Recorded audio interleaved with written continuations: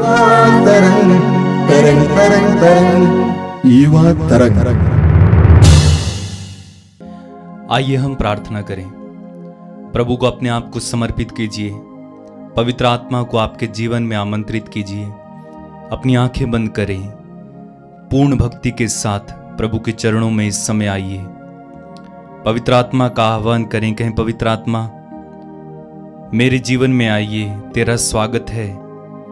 मुझ पर अधिकार लीजिए। मुझे अपने दानों वरदानों से भरिए। अपनी कृपा से मुझे भरिए।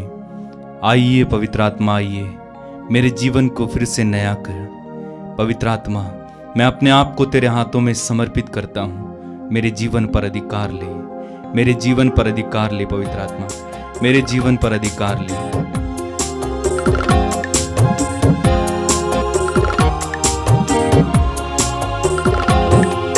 पावन आत्मा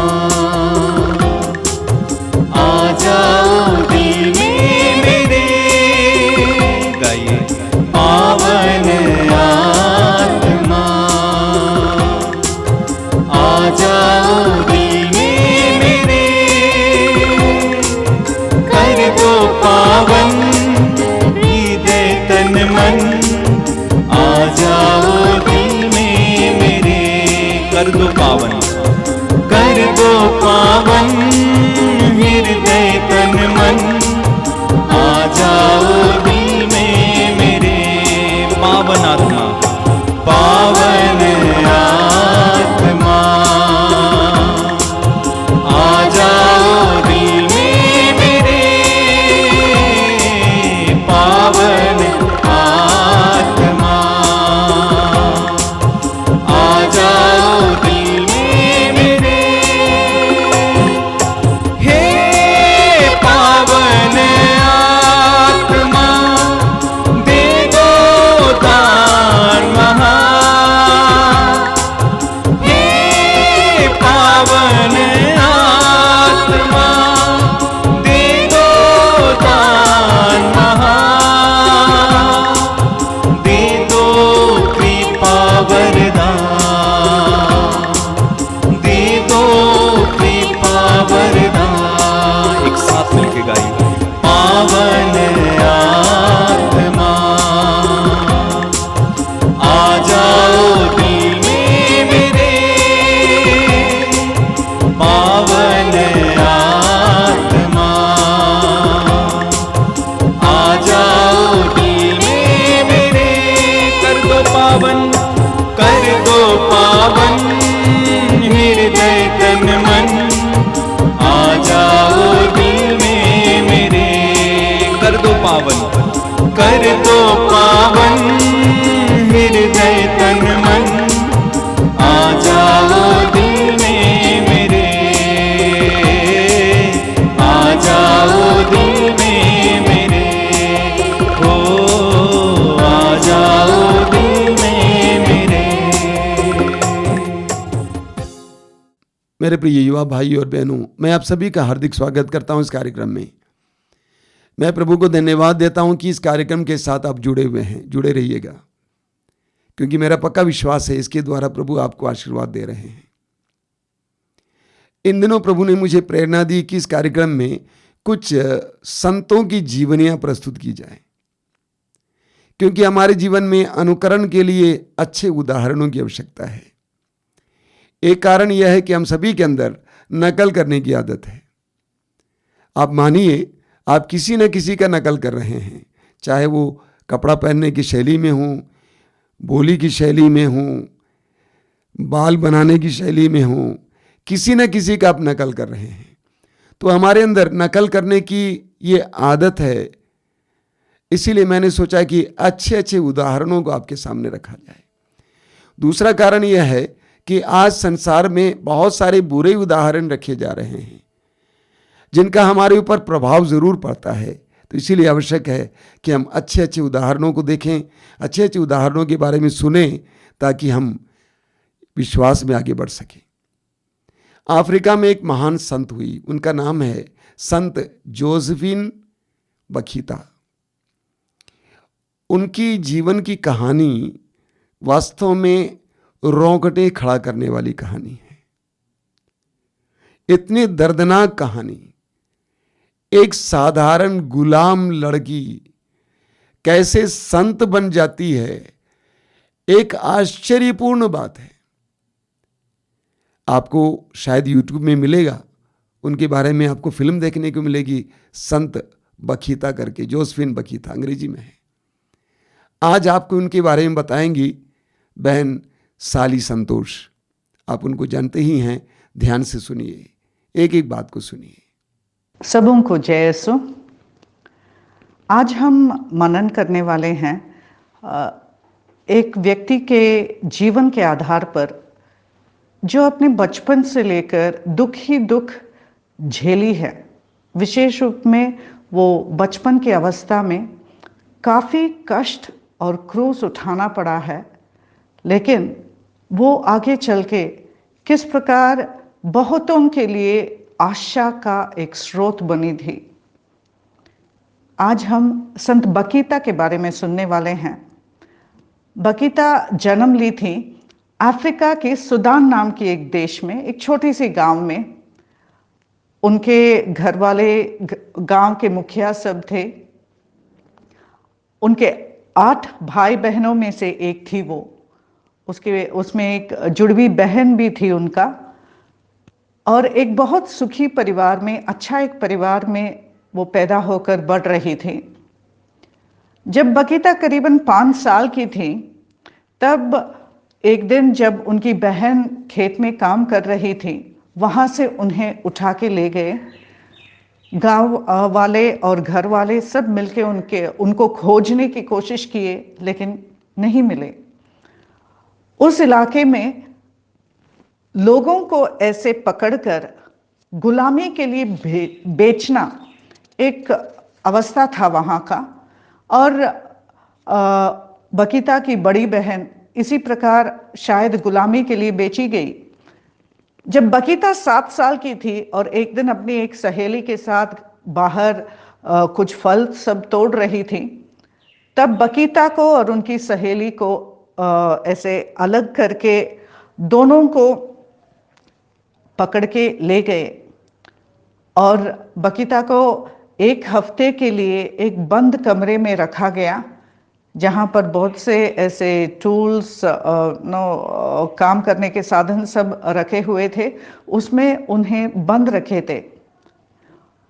उस समय का डर और पीड़ा के कारण संत बखीता अपनी नाम तक भूल गई, माने इतनी डर गई थी वो। इसलिए बखीता उनकी अपनी नाम नहीं है जो उनके माँ बाप ने दिया था। जो लोग उन्हें पकड़ के ले गए थे वे उन्हें ये नाम दिए थे। और बखीता शब्द का अर्थ है भाग्यशाली। अगर बखीता के जीवन को देखें तो उसमें भाग्य नाम का एक चीज हम नहीं देख सकते हैं। माने उस अवस्था में जब वो ये पीड़ाएं सब उनको सहना पड़ रहा था, उस समय भाग्य एक चीज नहीं था जो उनके जीवन में था। लेकिन जिन्होंने उन्हें पकड़ा उन्होंने उन्हें ये नाम दिया और बखीता धीरे धीरे से आगे चलकर भाग्यशाली बनी। जब उन्हें पकड़ के ले गए थे, करीबन 960 किलोमीटर दूरी उन्हें सफर करवाए थे। पैदल जाना पड़ा, बिना चप्पल, बिना कोई पैर को कोई सुरक्षा दिए बिना। ये 960 किलोमीटर 7 साल की छोटी बच्ची को चलवाए थे। और करीबन 12 साल बखीता अलग अलग लोगों के नीचे एक गुलाम बनकर जी थी। जैसे हम जानवरों को बेचते हैं या कुछ सामान को एक व्यक्ति के हाथ से दूसरे व्यक्ति के हाथ में जस्ट देते हैं, सौंप देते हैं, उसी प्रकार एक इंसान को, एक छोटी बच्ची को अपने माँ बाप से, परिवार से, घर वालों से सब अलग करके उन्हें ऐसे बेचा गया। 12 साल जो वो गुलाम रही थी, उन 12 सालों में 5 या 6 व्यक्तियों के घरों में वो काम की थी गुलाम बनकर। और गुलामी का जीवन इस प्रकार था, वो अपनी जीवनी में लिखती हैं कि ऐसा कोई रात नहीं था जब वो बिना दर्द के सो पाती थी, क्योंकि हर दिन उसे चाबुक से मारा जाता था, कोड़ा से मारा जाता था, या किसी भी तरीके से उन्हें सताया जाता था। एक बार उन्हें इतनी बुरी तरीके से मार दिया था कि 1 महीने के लिए वो बिस्तर से उठ नहीं पाई, इतना बुरा हालत कर दिए थे उनका। लेकिन इन सबों के बीच में भी बकीता अपनी आशा नहीं खोई थी। वो बोलती है, अपनी जीवनी में वो लिखी है कि अक्सर वो सारे सृष्टि को देखती थी, पेड़ पौधों को देखती थी, और मन में ये ख्याल आता था कि इन सभी चीज़ों को किसने बनाया है। उस शक्ति को जानने की एक इच्छा उनके मन में था। बकीता के परिवार वाले ऐसे सृष्टि की पूजा करने वाले थे, ऐसे पेड़ पौधों की या सृष्ट वस्तुओं की पूजा करने वाले एक परिवार से आई थी बकीता। और यीशु को वो बिल्कुल नहीं जानती थी। असलियत में उनकी सृष्टिकर्ता कौन है ये वो नहीं जानती थी, लेकिन घर में ये प्रथा था कि वे सृष्टि की पूजा करते थे। तो बकीता ईश्वर को नहीं जानती थी कि उन पर भरोसा रखे या उनसे रिश्ता रखे या प्रार्थना करे, लेकिन उनके हृदय के अंतरतम में हमेशा ये खोज था कि वो शक्ति को जानना है जो इस संसार को बनाया है। बकीता अपने पीढ़ाओं के बारे में इस प्रकार लिखती है कि एक बार उनके पूरे शरीर में 114 घाव बनाए थे चाकू से, पूरे छाती पर, पीठ पर, पेट पर, सब चाकू से डिजाइन बनाए थे। और डिजाइन बनाने के बाद उन घावों में नमक भर दिए थे ताकि ये घाव खुला रहे और जिंदगी भर के लिए ये घाव का एक निशानी उनके शरीर में रहे। आप सोच के देख लीजिए कितना दर्द वो सही है, और उस दर्द के बीच में भी लेकिन उनके हृदय में नफरत नहीं आ रहा था या निराशा, आशा खोती नहीं थी। दर्द सह रही है, दुख सह रही है, लेकिन उन सबों के बीच में भी आशा रखी हुई है। बकीता जब 14 साल की बनी थी, माने 7 साल जो वो घर से उन्हें निकाल दिया था, वहां से चलकर एक 7 साल के लिए ऐसे पीड़ाएं सहती गई थी। और जब वो 14 साल की उम्र की थी, उस समय इटली देश के कोई एक व्यक्ति ने बकीता को खरीद लिया और अपने घर में रखे थे। और जब इस व्यक्ति के घर में पहुंचा, उस समय ही पहली बार बिना दर्द सहे या बिना मार मिले वो वहां पर काम कर पाती थी। 2 साल उस व्यक्ति के नीचे वो काम किया और अच्छे तरीके से उन्होंने बकीता को संभाला। एक बार कोशिश भी किया अपने माँ बाप को ढूंढ निकालने के लिए, लेकिन नहीं मिले, क्योंकि छोटी बच्ची थी, वो नहीं जानती थी कहाँ से आई है, कैसा है। और आगे चलकर 2 साल बाद बकीता को दूसरे एक व्यक्ति को, उनके एक दोस्त को, उन्होंने ऐसे ही एक भेंट में दे दिए। और बकीता अभी ये नए परिवार जो इटली देश के थे उनके साथ जीने लगी, और उनकी एक छोटी बच्ची थी जिनके साथ बकीता ने एक बहुत अच्छा रिश्ता बना लिया था, और बकीता उस बच्ची को संभालती थी। जब बकीता 19 साल की बनी, उस समय एक बार ये मालिक और मालकिन दोनों को उन्हें वापस अफ्रीका जाना पड़ा कुछ काम के कारण। और उस समय इन लोगों को रुकने के लिए कोई जगह नहीं था, इसीलिए वहां के कुछ धर्म बहनों के साथ जो ईसाई थे, सिस्टर्स थे, उनके साथ इन दोनों को रख दिया गया और ये मालिक और मालकिन दूर देश में चले गए और 9 महीने बाद ही वे वापस आए। और ये 9 महीने जब बकीता ये कॉन्वेंट में थी, उस समय ही वो यीशु को जानने लगी और उनके अंदर बड़ा प्यास बढ़ा यीशु के प्रति, प्यार बढ़ा यीशु के प्रति, और वो अपने आप को यीशु को सौंपने के लिए और भी गहराई में इस विश्वास के बारे में जानने लगी। 9 महीने बाद जब मालिक और मालिकिन वापस पहुंचे तो उन्होंने बकीता और उनकी अपनी बेटी को वहां से वापस अपने घर ले जाने के लिए कोशिश किया। और बकीता ना अपने स्वभाव के ठीक विपरीत, स्वभाव से ये था कि वो बहुत ही अधीन रहती थी, किसी के विरुद्ध ऐसा आवाज उठा के बोलने वाली नहीं थी, अपनी इच्छाओं को प्रकट करने वाली नहीं थी। लेकिन इस बार जब उनके मालिक और मालकिन वापस आके उन्हें घर ले जाने के लिए कोशिश किया, बकीता ने साफ इनकार कर दिया और बोला कि मैं नहीं जाऊंगी, मुझे यहाँ रुकना है, मुझे अपने विश्वास में बढ़ना है। जब ऐसा बताया गया तो उनके ऊपर केस डाला गया और वे लोग कोशिश किए बकीता को वहां से बाहर निकालने के लिए और वापस अपने साथ ले जाने के लिए, लेकिन बकीता ने मना कर लिया। और वहां जो केस डाला गया था उस समय ये था कि गुलामी में लोगों को बेचना खरीदना ये गैर कानूनी काम है बोल के वहां पर स्थापित किया गया था।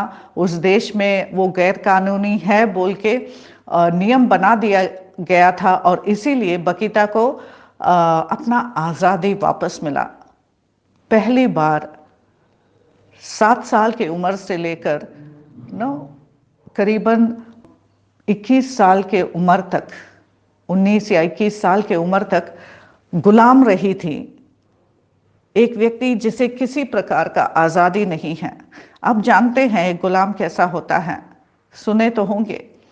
कोई आज़ादी नहीं है, जो मालिक कहे, जैसे मालिक कहे, जब मालिक कहे करना ही है। ना बोलने के लिए किसी प्रकार का एक आज़ादी नहीं है, अधिकार नहीं है। और बकीता उस प्रकार का जीवन बिता के आके जब वो यीशु को पाने लगी, उनके अंदर एक इच्छा बना यीशु को अपनाना है और इसीलिए वो मना करके उस कॉन्वेंट में रही। और जब वो 21 साल की थी उन्होंने बपतिस्मा स्वीकारा और एक ईसाई बनी। बपतिस्मा स्वीकारने के बाद 2-3 साल वो उसी कॉन्वेंट में रही। वहाँ रसोई में काम करती थी, गार्डन में, बगीचे में काम करती थी और दरवाजे पे अगर कोई मेहमान आते हैं उन्हें बिठाना, ऐसे छोटे मोटे काम करके उस कॉन्वेंट में ही जीती थी। जब 23 साल की बनी, माने 2-3 साल बाद, उनके अंदर एक इच्छा आया कि अपने जीवन को परिपूर्णता से यीशु को समर्पित करना है और इसलिए वो आके वहां पर जो सिस्टर थी उनसे मांगी, क्या ये संभव है कि एक गुलाम को भी प्रभु को अपना जीवन पूरी तरीके से अर्पित करने के लिए अनुमति मिल सकता है? क्या ये संभव है? सिस्टर लोगों ने उन्हें स्वीकारा और वो एक सिस्टर बनी, अपना जीवन यीशु को समर्पित करते हुए एक धर्म बहन बनी। और बकीता ऐसी एक व्यक्ति बनी थी कि हमेशा उनके अंदर से प्रेम बहता था। जीवन में जितना भी कष्ट सहे, वो कष्ट या क्रूरता के कारण उनके अंदर नफरत नहीं था, उनके अंदर किसी भी प्रकार का एक नकारात्मक भाव नहीं निकल रहा था, बल्कि उसके विपरीत प्रेम निकलता था। एक बार उन्होंने कहा ऐसा कि अगर मैं कभी भी उन व्यक्तियों से मिलती हूँ जिन्होंने मुझे ऐसे पकड़ के मेरे परिवार से अलग करके गुलामी के लिए बेच दिए हैं, उन लोगों से कभी भी मुझे मिलने का एक मौका मिलता है तो मैं उनके सामने घुटना टेक लूँगी और घुटने टेक के मैं उनसे उनके हाथों को चुंबन करके मैं यही बोलूँगी, आपके कारण मुझे यीशु मिला है। माने उन सभी दुखों को स्वीकारने के बावजूद भी जिन व्यक्तियों ने उन्हें दुख दिया उनके विरुद्ध कोई भी शिकायत नहीं, बल्कि उनको धन्यवाद दे रही है। ये कितना महान कार्य है। जो उन्हें दुख दिया उनके विरुद्ध कोई शिकायत नहीं, लेकिन उनके प्रति एक प्रकार का आभार दिल से प्रकट होना, ये बहुत महान एक अवस्था है। ये आता है क्योंकि बकीता जानती है यीशु को पाना कितना महत्वपूर्ण है। उस महान एक रिश्ता जिसमें वो प्रवेश की है, उसकी तुलना में ये जो दुख और कष्ट उन्हें झेलना पड़ा वो नगण्य है। संत पौलुस लिखते हैं कि आने वाली महिमा से तुलना करने पर आज का सारा दुख कष्ट नगण्य है, ना के बराबर है। हम कुछ भी सहले, कुछ भी पीड़ाओं से गुजरे, लेकिन जो महिमा आने वाला है उसकी तुलना में ये सब पीड़ाएं नगण्य हैं।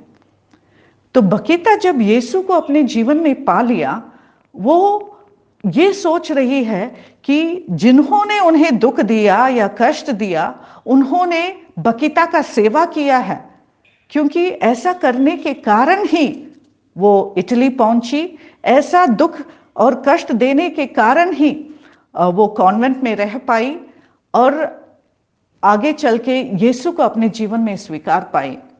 ईश्वर हमें भी इस प्रकार के एक जीवन के लिए निमंत्रण देते हैं। रोमियो के नाम संत पौलुस का पत्र अध्याय 8 पद संख्या 28 में प्रभु का वचन ये कहता है, जो लोग ईश्वर को प्यार करते हैं और उनके विधान के अनुसार बुलाए गए हैं, उनके लिए प्रभु सभी कार्यों में उनके कल्याण के लिए कार्य करता है। जो ईश्वर को प्यार करते हैं और उनके विधान के अनुसार बुलाए गए हैं, प्रभु उनके लिए सभी कार्यों में कल्याण के लिए कार्य करता है। माने हम दुखों से गुजर रहे हैं, दुख दर्दों से गुजर रहे हैं, कष्ट झेल रहे हैं, लेकिन अगर हम यीशु को प्यार करते हैं, अगर हम उनके विधान के अनुसार बुलाए गए हैं, तो ईश्वर इन सभी दुख कष्टों को भी हमारे भलाई के लिए बदल देंगे। बकीता ने अपने जीवन में ये अनुभव किया और स्वीकार किया। रोमियो के नाम संत पौलुस के पत्र अध्याय 5 ये लिखा गया है कि दुख तकलीफ से धैर्य, धैर्य से दृढ़ता और दृढ़ता से आशा उत्पन्न होती है। आशा व्यर्थ नहीं होती, क्योंकि ईश्वर ने हमें पवित्र आत्मा प्रदान किया है और उसके द्वारा ही ईश्वर का प्रेम हमारे हृदय में उमड़ पड़ा है। इतना ही नहीं, हम दुख तकलीफ पर भी गौरव करें, क्योंकि हम जानते हैं कि दुख तकलीफ से धैर्य, धैर्य से दृढ़ता और दृढ़ता से आशा उत्पन्न होती है। बकीता के जीवन में ये था कि वो अपनी दुख तकलीफों में से धैर्य को पाई हैं और वो धैर्य के कारण ही उनके जीवन में दृढ़ता आया है। आइए हम आज विशेष रूप में संत बकीता से प्रार्थना करें। संत बकीता ने अपने जीवन में अक्सर ये अनुभव किया है कि ईश्वर की करुणा क्या है, ईश्वर का प्रेम क्या है। उनके साथ रहने वाले अक्सर बोलते थे कि 2 महायुद्ध हुआ था जहाँ पर वे रहे थे इटली में। सभी गोरे लोग हैं और बकीता केवल एक काली सिस्टर उनके बीच में। लेकिन उनके अंदर इतना एक विनम्र भाव और इतना प्यार बहता था कि सभी लोग उनके पास आकर आशीष ले जाते थे, उनसे सांत्वना पाते थे। जो अपने जीवन में इतना कठिनाइयां सही थी, वो अपने जीवन में से दूसरों को सांत्वना देती थी। आज हम विशेष रूप में बकीता से प्रार्थना करें कि हमारे जीवन के दुख तकलीफ हमें निराश न करे, बल्कि ये जो दुखें हैं ये ही हमारे लिए एक आशा का स्रोत बने। इन दुख तकलीफों में प्रभु पर भरोसा रखते हुए हम आगे बढ़े और उनका प्रेम को इन कष्टों के बीच में भी अनुभव करें। हम प्रार्थना करें। हे प्रभु यीशु, हम धन्यवाद देते हैं संत बकीता के इस जीवन के लिए। प्रभु, हम धन्यवाद देते हैं कि उनके सभी परेशानियों के बीच में तू उनका साथ रहा और प्रभु हिम्मत के साथ आगे बढ़ने के लिए तूने मदद किया। हे प्रभु यीशु, आज हम प्रार्थना करते हैं कि तू हमें वो कृपा दे जो संत बकीता के अंदर था, दुखों में धैर्य से आगे बढ़ने के लिए, सभी कष्टों के बीच में भी प्रभु तेरा हाथ को पकड़ने के लिए और आगे बढ़ने के लिए। प्रभु, ये जानने के लिए कि हमारे जीवन के सभी कष्टों को तू हमारे भलाई के लिए बदल सकता है जब हम तुम्हें सारे दिल से प्यार करते हैं।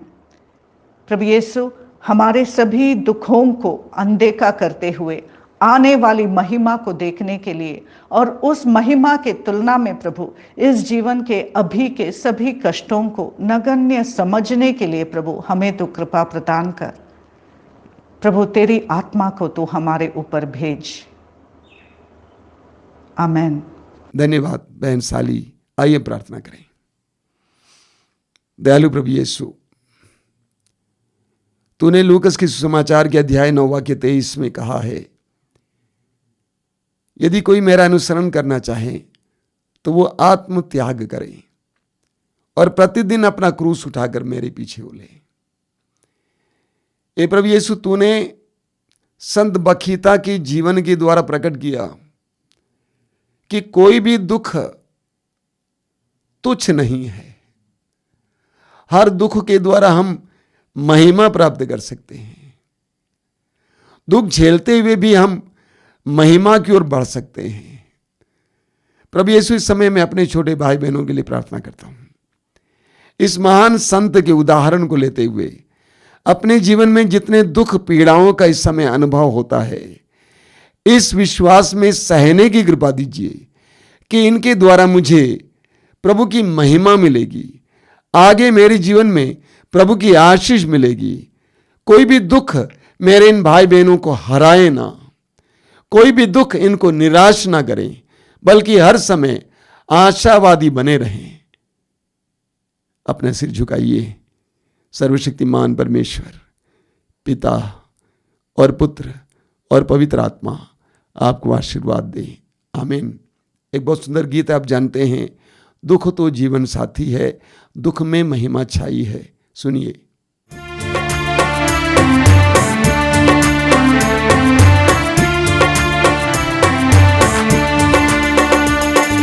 दुख तो जीवन साथी है, दुख में महिमा छाई है। दुख तो जीवन साथी है, दुख में महिमा छाई है। दुख तो जीवन साथी है, दुख में महिमा छाई है। दुख तो जीवन साथी है, दुख में महिमा छाई है। विपदाओं के सेज पर प्रभुवर मुझसे मिलते हैं। विपदाओं के सेज पर प्रभुवर मुझसे मिलते हैं। प्रभुवर मुझसे मिलते हैं। दुख तो जीवन साथी है, दुख में महिमा छाई है। दुख दुख तो जीवन साथी है, दुख में महिमा छाई है। जब दिल टूटे पीड़ा से, आशा का सूरज डूबे, प्रभु का पावन वचन मिले, मत डर मैं हूँ साथ तेरे।